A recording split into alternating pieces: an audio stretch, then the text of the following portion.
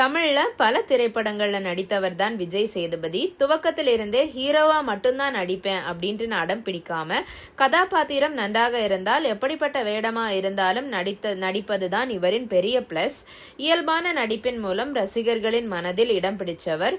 Punch dialogue பேசி heroism காட்டும் நடிகர்களை ஒப்பிடும்போது இவர் கொஞ்சம் வித்தியாசமான வேற மாதிரியான நடிப்பை வெளிப்படுத்தி இருந்தாரு.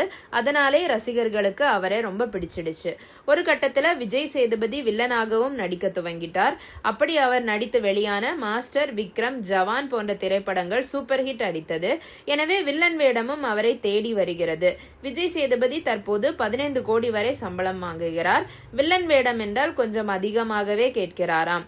இந்நிலையில் விஜயை வைத்து வாரிசு படத்தை இயக்கிய தில்ராஜு தயாரிப்பில் விஜய் தேவரகொண்டா நடிக்க உள்ள புதிய படத்தில் வில்லனாக நடிக்க விஜய் சேதுபதியை அணுகி இருக்கிறார்கள்.